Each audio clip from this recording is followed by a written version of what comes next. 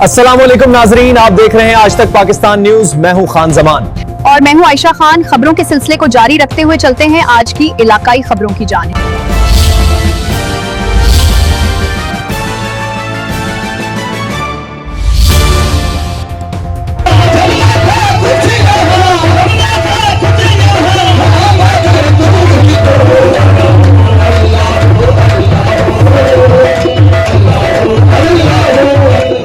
آستانہ قادریہ قلندریہ شریف ہانسہ والا بکھر میں 21ویں سالانہ محفل نعت و سماع بسلسلہ جشن عید میلاد النبی صلی اللہ علیہ وآلہ وسلم کا انعقاد کیا گیا، جس میں ملک بھر سے ہزاروں کی تعداد میں مریدین اور عقیدت مندوں نے شرکت کی۔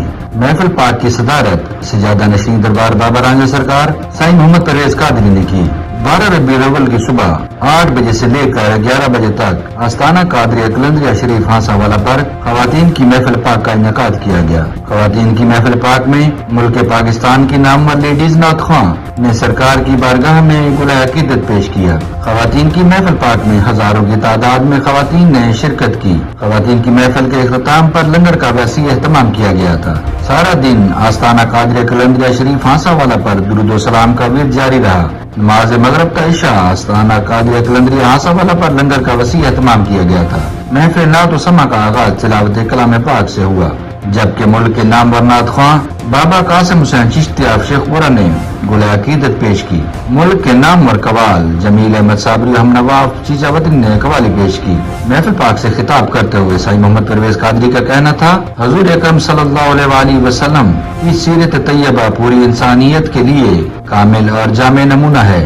آپ صلی اللہ علیہ وآلہ وسلم نے محبت، اخوت، برداشت، عدل اور انصاف، رواداری، مساوات اور انسانیت کی خدمت کا درس دیا۔ محفل سماع میں جمیل احمد صابری و ہم نوا نے قوالی پیش کر کے سماع باندھ دیا۔